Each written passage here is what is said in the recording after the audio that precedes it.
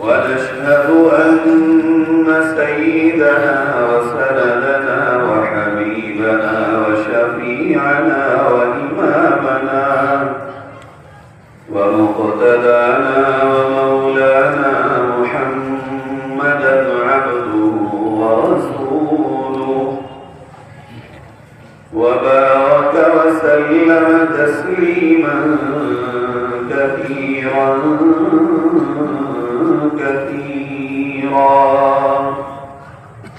أما بعد فأعوذ بالله من الشيطان الرجيم بسم الله الرحمن الرحيم وأطيعوا الله والرسول لعلكم ترحمون وسارعوا إلى مغفرة من ربكم وجنة عرضها السماوات والأرض أعدت للمتقين صدق الله مولانا العظيم. درود شریف پڑھیں. اللهم صل على سيدنا وعلى آل سيدنا ومولانا محمد كما صليت على إبراهيم وعلى آل إبراهيم إنك حميد مجيد. اللهم بارك على محمد وعلى آل محمد كما باركت على إبراهيم وعلى آل إبراهيم تیسرا پروگرام مغرب سے إنك حميد مجيد.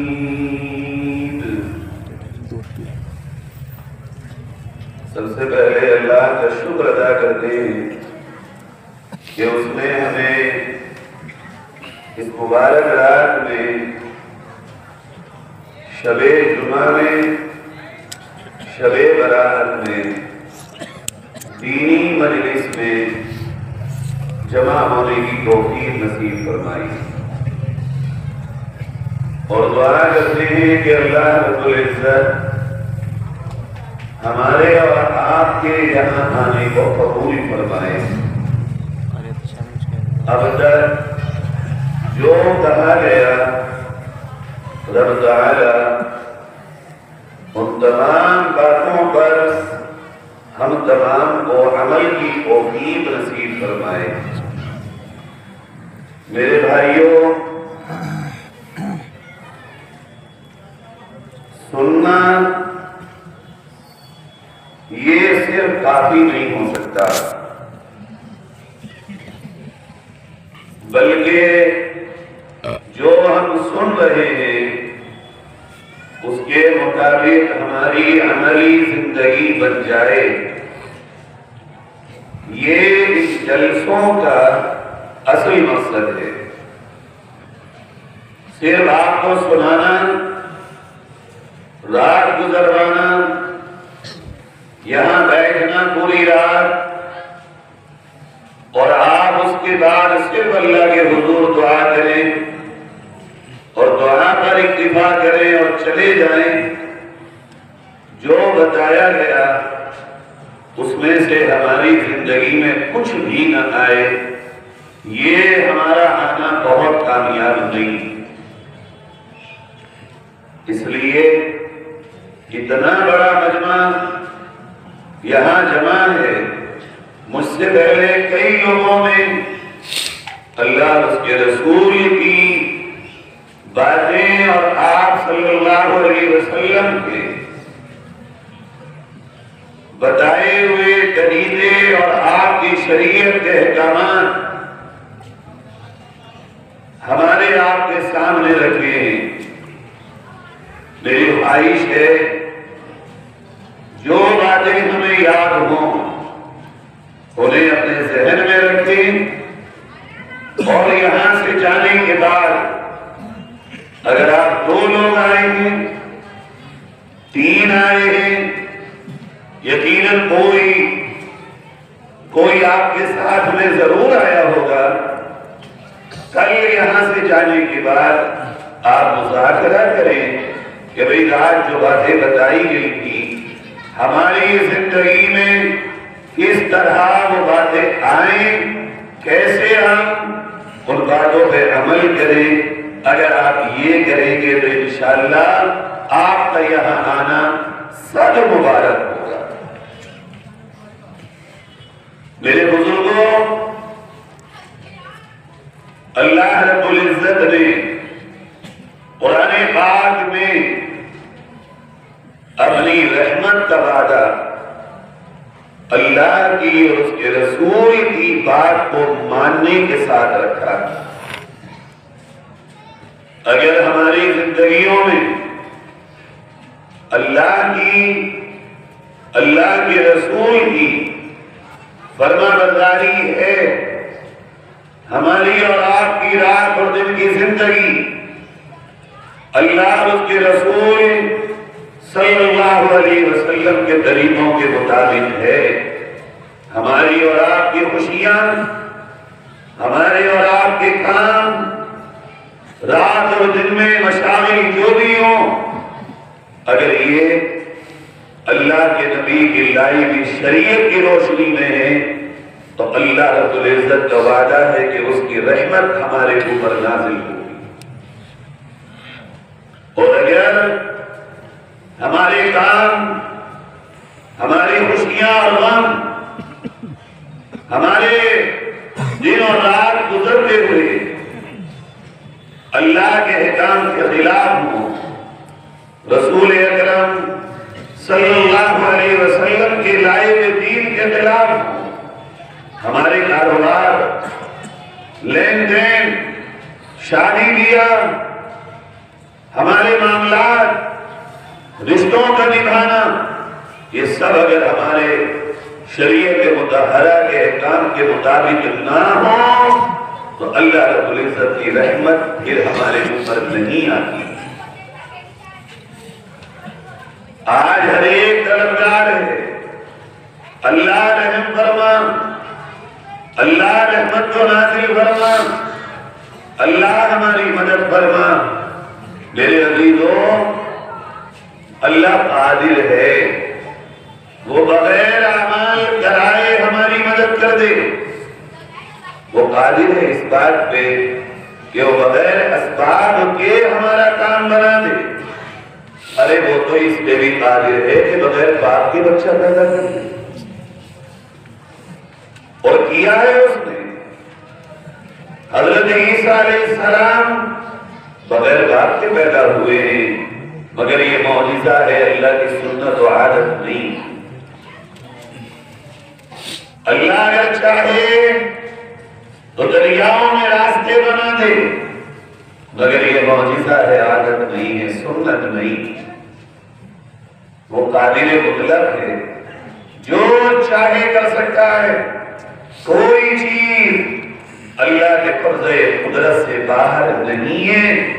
لیکن اللہ کی سنت یہ ہے کہ وہ بندوں سے اعمال کراتا ہے، اور اعمال کے نتیجے میں پھر اس کی مرضی ہے وہ جتنا چاہے اپنے بندوں کو نوازے۔ ہم اور آپ اس دنیا میں اعمال کے مکلف ہیں، ہمیں اور آپ کو یہ بتایا گیا کہ دنیا میں آئے ہو، کرنے کے لیے آئے ہو، جو کرو گے وہ پاؤ گے، جو ہوگے وہ کاٹو گے، ایسا نہیں ہوگا۔ لگاؤ آلو اور روجائے آم، لگاؤ ببول اور کھڑا ہو گلاب کا پیڑ، جو زمین کے اندر جائے گا اسی کا پودا باہر نکل کے آئے. یہ دنیا کا نظام، یہی اللہ نے آخرت کے معاملے میں ہمیں اور آپ کو بتا دیا. جو دنیا میں کر کے آؤ گے وہی آخرت میں پاؤ گے. ذرے کے برابر بھی ادھر اور ادھر نہیں پاؤ گے. ایسا نہیں ہوگا کہ دنیا میں کیا کچھ ہو آخرت میں نکل کچھ اور جائے. دنیا میں ہم نے اپنی زندگی گزاری کسی اور طریقے پر ہو اور آخرت میں اس کا طریقہ تبدیل ہو جائے. میرے بھائیوں، یہ دنیا دارالعمل ہے. اس دنیا میں اللہ نے اعمال کا ہمیں مکلف بنایا ہے. اگر ہم نے اس دنیا میں غفلت کی، اس غفلت کا نتیجہ ہو سکتا ہے ہمیں دنیا میں پتہ نہ چلے، مگر یاد رکھنا آخرت میں غفلت کا نتیجہ بھیانک نکلنے والا. آج ہم دل چیزوں سے لگا لیں، مال، دولت، مکان، شہرت، کاروبار، رات اور دن ہمارے اور آپ کے انہی چیزوں میں گزر رہے ہیں. رات اور دن کا سارا وقت، بلکہ اکثر وقت میں کہہ سکتا ہوں، یہ ہمارا دنیا داری میں گزر رہا ہے. اور ہم اس بات سے بے فکر ہیں کہ ہماری زندگی کا ایک بھی اینڈ نہیں ہونا. ایک دن آئے گا جب نہ ہم ہوں گے اور جو کچھ ہمارا ہوگا نہ وہ ہمارا ہوگا. کوئی چیز دنیا میں سدا نہیں رہتی. کوئی نعمت جو دنیا میں اللہ نے ہمیں آپ کو دی ہو وہ ہمیشہ باقی نہیں رہتی ہے. آج کل جس نعمت کو بہت بڑی نعمت سمجھا جاتا ہے اس کو لوگ مانتے ہیں مال، پیسہ، دولت، روپیہ، منی پاور. دنیا کہتی ہے جس کے پاس مال ہے اس کے ہاتھوں کی لکیروں میں کچھ کمال ہے. جو بہت کما رہا ہے، کسی بزرگ کی دعا لگ گئی، سیدھ الٹا ڈالے اور سیدھا نکلے، لوگ کہتے ہیں بھئی یہ تو بڑا صاحب کمال ہے، منڈی کو اٹھائے تو سونا بن جائے. تو سب سے بڑے صاحب کمال تو امبانی صاحب ہیں اس ملک میں. ان کے بعد اڈانی صاحب ہو گئے، پھر ٹاٹا اور برلا صاحب کمال ہو گئے. پھر پوچھا جائے کہ بزرگوں نے انہیں دعائیں دے دی، کن کی لگ گئی ان کو دعا؟ پھر تو غیر مسلم حکمران کے لیے میرے خیال سے ایک ٹولہ ہوگا جو رات اور دن بیت اللہ میں بیٹھ کے دعائیں کر رہا ہوگا کہ ان کو حکومت مل جائے.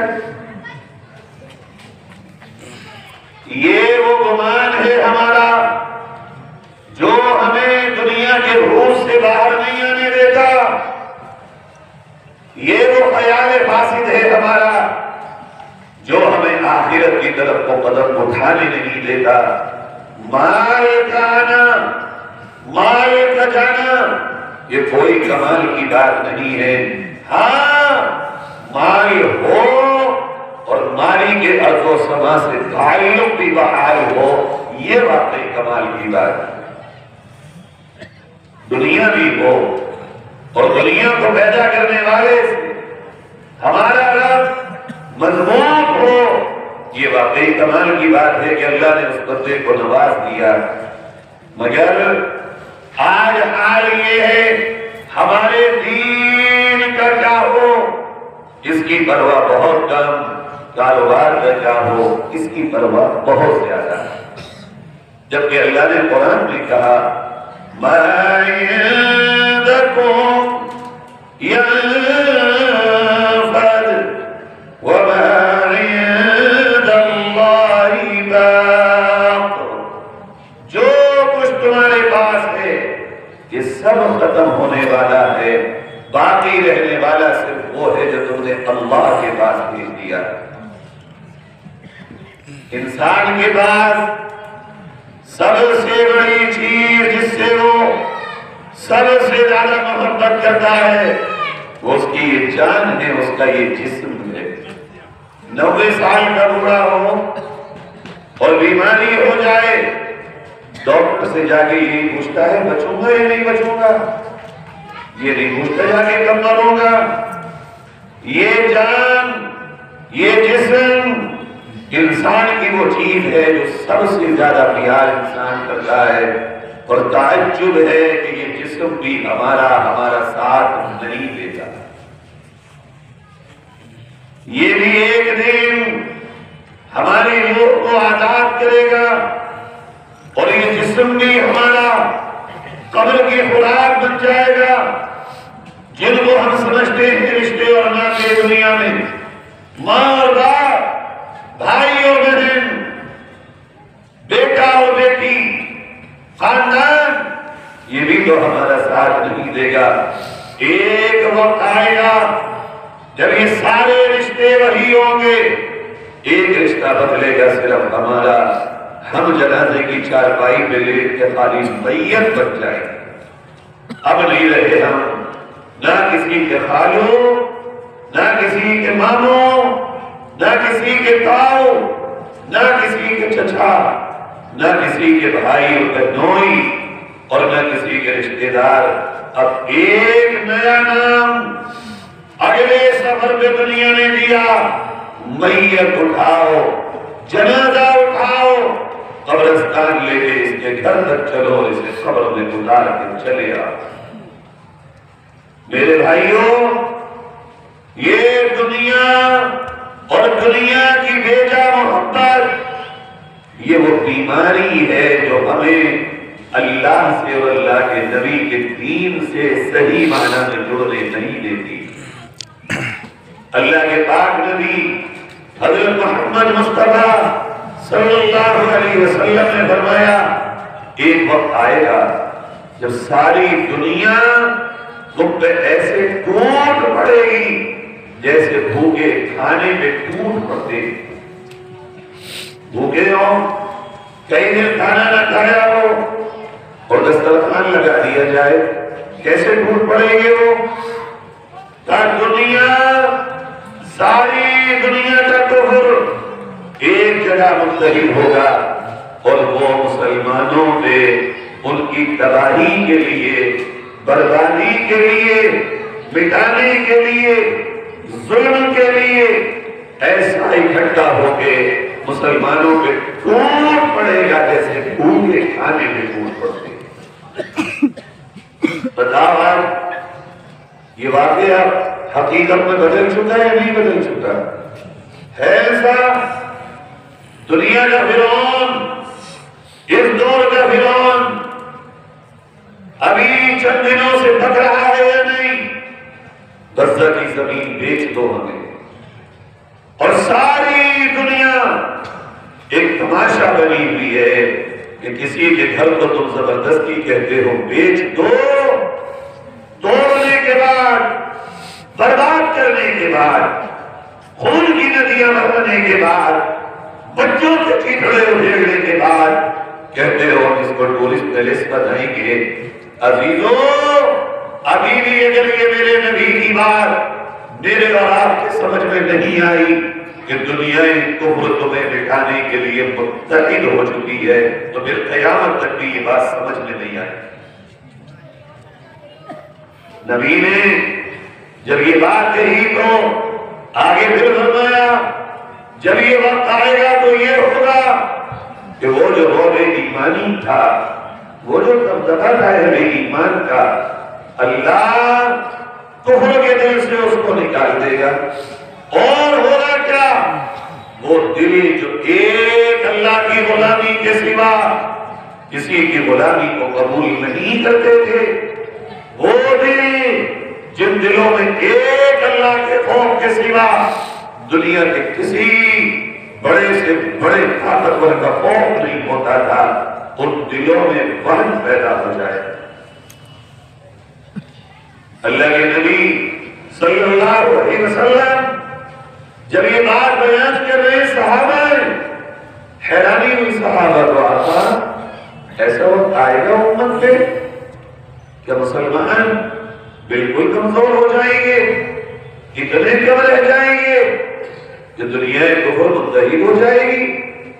انہوں نے تو 313 نے 1000 کو ٹکر دی، انہوں نے تو اس وقت کے بڑے بڑے سورماؤں کو دھول چٹائی، انہوں نے اس وقت کے بڑے بڑے طاغوت کے سر زمین میں دھسا دیے تھے، اور ایک اللہ کی کبریائی کا نعرہ بلند کرتے ہوئے سارے عرب کی دنیا کو توحید سے معطر کر دیا۔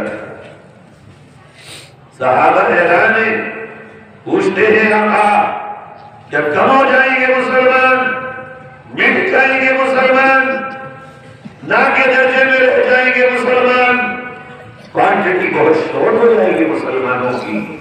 آقا فرماتے نہیں، بہت بڑی کوانٹٹی ہوگی، تعداد بہت ہوگی، مگر حال یہ ہوگا جیسے سمندر کے جھاگوں کی طاقت نہیں ہوتی، دکھنے میں بہت حقیقت میں خالی ہے۔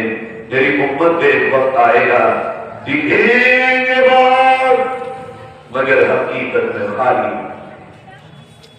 ایسا نہیں ہے کہہ تو نہیں، اگر نہیں ہوتا اور یہ منظر جو ہم دیکھ رہے ہیں اس وقت دنیا میں، اگر یہ میرے نبی کی حدیث اس وقت صحیح معنی میں ثابت نہیں آ رہی ہوتی تو یہ منظر بھی دنیا کا نہیں ہوتا جو آج ہے۔ تعداد بہت، حکومتیں بہت، اسباب بہت، مال بہت، ذرائع بہت۔ پرانے دور میں گاڑیاں نہیں تھی، گاڑیاں بھی ہیں، اچھے مکانات نہیں تھے، وہ بھی ہیں، دولت کم تھی، آج وہ بھی ہے، بڑی بڑی سلطنتیں بھی ہیں، طاقت بھی ہے کہیں تمہارے پاس ہے کہیں طاقت؟ ایسا لگتا ہے جیسے گاندھی جی کے 52 بندر ہو اسلامی ملک، سوائے قتل کے کوئی رول ہی ملے نہ کر پا رہا ہو۔ پورے ملک میں یہاں 40 کروڑ مسلمان ہیں، مگر کہیں ہیں مسلمان؟ اگر ہوتے تو رب کعبہ کی قسم ایک لڑکی بھی مرتد نہ ہوتی۔ ہے مسلمان وہ جو ریالٹی، وہ جو حقیقت، وہ جو طاقت مظلوم ہے ایمان کی، وہ کہاں ہے؟ ڈھونڈو اس کو۔ ہماری یہ حالت بن چکی ہے، اللہ کے نبی نے اس کی حالت کا ذکر کیا اور اس کی وجہ بتائی، آج اس وجہ کو سنیے۔ فرمایا آپ صلی اللہ علیہ وسلم صحابہ سے کہ دیکھو جب یہ حال ہوگا تو بے وجہ نہیں ہوگا، یوں ہی نہیں ہوگا کہ کچھ ایک دم ہو جائے اور اچانک، بلکہ اس کی وجہ ہوگی، اور وہ یہ کہ میری امت میں 2 چیزیں پیدا ہوں گی، حب الدنیا وکراہیت الموت۔ دنیا کی بیجا محبت اس دل میں بس جائے گی اور مرنے سے یہ بچتا پھرے گا، اور دونوں چیزیں وہ ہیں جو اس کا ساتھ نہیں نبھا پائیں گی۔ موت سے بچے گا مگر بچ نہیں پائے گا، دنیا کو سمیٹے گا سمیٹ نہیں پائے گا، دنیا چھوٹنی ہے اور موت آنی۔ آپ غور کیجئے، میں کوشش کر رہا ہوں، تھکا آ رہا ہوں، لیکن کوشش کر رہا ہوں پریکٹیکل بات کرنے کی۔ آپ سے غور کیجئے، ساری لڑائیاں ہماری اور آپ کی دین کے لیے ہیں یا دنیا کے لیے؟ آنے اور جانے بعد بھائیوں میں دیواریں، بول چال بند، شادی بیاہ بند، سلام اور دعا بند۔ اس لیے ہے دین یا دنیا؟ بولیے، دین ہے یا دنیا؟ دنیا۔ ساری امیدیں موت نہ آ جائے، مر نہ جاؤں میں، اور نادان نے تجھے بار بار یہ بات بتائی، تو چاہے تو 7ویں زمین کے اندر چھپ کے رہے، وقت آئے گا موت تجھے وہاں سے بھی پکڑ کے لائے گا۔ چاہے تو آسمانوں کی بلندیوں میں چلا جا، پہاڑوں کی گفاؤں میں چھپ جا کر، موت تو تجھے وہاں سے بھی کھینچ کے لائے گی۔ اچھی زندگی ان لوگوں نے گزاری، یہ بہت بڑی بات نہیں، لیکن اچھی موت کون مرا یہ بہت بڑی بات۔ دیکھو میں تو آج مثالیں وہی نہیں دیتا ہوں جہاں سے ایمان تازہ ہوتا ہے۔ آج دیکھو غزہ کا وہ دو ہیرو جس کو یحییٰ سنوار کہتے ہیں، 72 گھنٹے کا بھوکا، نہ روٹی کا کھایا، نہ پانی کا گھونٹ پیا، نہ 1 منٹ 72 گھنٹے میں سویا، اسی طرح صوفے پہ بیٹھا ہے، دشمن کا ڈرون آتا ہے، چھڑی سے مقابلہ کرتا ہے۔ بھائیو، جب موت انسان کی پسندیدہ شے بن جائے، اللہ وہ تو وہ اس سے منسلک چیز کو بھی مرنے کے بعد عزت دیتا ہے۔ اس صدی میں، اس 100 سال میں نے نہ پڑھا نہ سنا کہ کسی ملک کے بادشاہ کے مرنے کے بعد دنیا نے اس کی موت کو اتنا یاد کیا، سوائے یحییٰ سنوار کے۔ جب اس کی شہادت ہوئی، وہ تو وہ جس صوفے پہ وہ بیٹھا تھا، لوگوں نے اس کو بھی اپنی عزت کا سامان بنا دیا۔ کیوں؟ وہ میدان میں اتر کے موت سے آنکھیں چار کر کے یہ کہتا تھا، موت ہماری معشوقہ ہے، موت ہماری تمنا، شہادت ہماری خواہش، موت ہی تو ہے جو اللہ سے ملاتی ہے، موت ہی تو ہے جو قبر میں جا کے جنت کی کیاریوں کے مزے دلاتی ہے۔ پھر جب موت ہو اور ایسی ہو کہ دنیا بھی یاد کرے اور دنیا کو بھی اپنی آخرت یاد آ جائے، میرے بھائی ایسی موت کو مقدر والوں کو ملی۔ آج اگر ہم غور کریں، ہمارے گھروں میں حال یہ ہے کہ اگر موت کی بات کرو تو لڑائیاں ہو جاتی، بیگم سے کہہ دو کہ جی کیا بات کر رہے ہو، ابھی کیسی باتیں کر رہے ہو، موت کی بات۔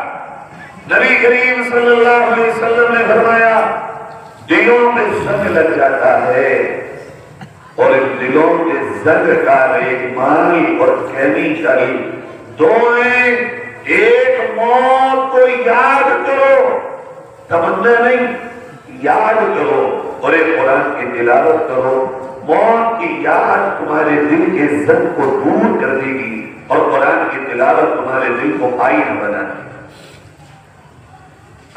آج غور کیجئے، یہ دونوں بیماریاں جو اللہ کے نبی صلی اللہ علیہ وسلم نے بتائی ہے کہ دنیا کی بیجا محبت اور موت سے بھاگنا، ہم میں سے زیادہ تر مسلمانوں میں یہ چیز پائی جاتی ہے۔ آج ہم ملتے ہیں آپس میں مطلب سے، دنیا کے آتے اور جاتے ہیں ایک دوسرے کے یہاں مطلب سے، کھاتے ہیں پیتے ہیں، اٹھتے ہیں اور بیٹھتے ہیں مطلب سے۔ آج ملنے میں، آنے اور جانے میں، کھانے اور پینے میں دین مقصود نہیں رہا، بلکہ خالص دنیا ہو گئی۔ حد تو یہ ہو گئی، اب ہم مولویوں سے ملنے میں بھی کاروبار کی دعا رہ گئی، دین نہیں رہا۔ علماء سے تعلقات بیشتر لوگوں کے اسی بنیاد پر ہیں کہ بھئی دعا کرا لو، بس مولانا دعا کر دو، مولانا ہمارے لیے یہ چل رہا ہے، یہ کر دو۔ دعا کرانا بہت اچھی بات ہے، مگر یہ علماء تو آخرت کے ڈاکٹر تھے، ان سے دوائی لینی ہوتی، یہ تو دوا خانہ ہے، یہ تو ڈاکٹر ہیں، انہیں دل دکھا دیا ہوتا، دل میں ذرا سی دھڑکنیں تیز ہوں تو کہاں جاتے ہیں؟ دل کے ڈاکٹر کے پاس۔ اور جب دنیا میں دین کا معاملہ اوپر اور نیچے ہو تو ہمیں آپ کو کہاں جانا چاہیے؟ دل کے ڈاکٹر علماء کے پاس۔ لیکن نہیں، آج ہمارا آپ کا وہ رب وہ ضبط نہیں رہا، لہذا یہ بیماری بتانے کے بعد میں آپ سے یہ کہنے آیا ہوں کہ دنیا کی محبت کو دل سے نکالو، اللہ کی طرف آؤ۔ دنیا جاتی ہے جائے، رہتی ہے رہے، دنیا مٹی ہے مٹ جائے، باقی رہتی ہے رہ جائے، اگر میری اور آپ کی زندگی میں ایمان سلامت رہ جائے اور موت کے وقت زبان پہ کلمہ ہو اور سینے میں ایمان ہو تو یہ زندگی سب سے بڑی زندگی۔ فکر بہت اچھی زندگی جینے کی مت کرو، فکر کرو بہت اچھی موت کے پانی، اور جو فکر کرو گے اللہ وہ دے گا۔ عراق میں بہت بڑے اللہ والے جن کا نام تشریح مصطفی علی، یہ پوری زندگی اللہ سے ایک ہی دعا مانگتے ہیں، اللہ مجھے وہ موت دینا جو تجھے پسند ہو۔ اللہ موت تو آنی ہے، مجھے نہیں پتا کب آنی ہے، تجھے پتا ہے کب آنی ہے۔ اللہ موت کو آگے پیچھے کرنا میرے ہاتھ میں نہیں، اللہ موت سے بچنا میرے ہاتھ میں نہیں، میرے مالک یہ ساری طاقت تیرے پاس ہے، مگر جب بھی مجھے موت دے میں بس تجھ سے اتنا چاہتا ہوں وہ موت دینا جو تجھے پسند ہے۔ جب مانگا گیا تو ہوا یہ کہ رمضان کے آنے سے پہلے ان کے گاؤں سے ایک قافلہ عمرے کے لیے جا رہا، انہوں نے کہا بھائی کہاں جا رہے ہو؟ جی عمرے کے لیے جا رہے ہیں، تو ہمیں بھی لے چلو، پیسے کم ہیں ذرا، زیادہ سفر تھوڑا ہے، اگر تم لوگ ایڈجسٹ کر لو تو ہمیں لے چلو۔ کہا حضرت کیا بات کرتے، چلیے آپ گئے مکہ مکرمہ میں، شروع کے 20 رمضان گزار کیے، روزے گزار کیے، اخیر اشرے میں مدینہ منورہ آئے، 27ویں رات آئی شب قدر میں، اصل کہتے ہیں شب قدر 27 کو ہوگی۔ اتفاق یہ لکھا ہے علماء نے اس سال رمضان میں شب قدر 27ویں شب کو ہی تھی۔ یہ مدینہ منورہ پہنچے، تہجد کے وقت میں ریاض الجنہ جن کو ہم جنت کی کیاریاں کہتے ہیں وہاں پہنچے، تہجد کی نماز پڑھی، اور یہ الٹے ہاتھ کا سرا اللہ کے نبی حضرت محمد صلی اللہ علیہ وسلم کے روزے کی دیوار سے لگا۔ آخری رکعت میں آئے، سجدے میں پہنچے، آخری سجدے میں جو گئے تو چلے۔ مہینہ رمضان کا، رات شب قدر، مقام مدینہ، مدینے میں بھی مسجد نبوی، مسجد نبوی میں بھی ریاض الجنہ، اس میں بھی حضور کے روزے سے لگا ہوا کانٹا ہو اور پھر حالت سجدے کی ہو۔ یہ ہے موت جو قیامت تک لوگ اس کو یاد کرتے رہے۔ بھائیوں اپنی زندگی میں یہ بھروسہ مت کرو کہ جیئیں گے بہت، کب ہمارا وقت آئے۔ اللہ یہ کہتا ہے نادان تجھے تو کل کا نہیں پتا تو کل کیا کرے گا، وَمَا تَدْرِي نَفْسٌ مَاذَا تَكْسِبُ غَدًا، تجھے کل کا بھی علم نہیں ہے کہ تیرا کل کیا ہوگا۔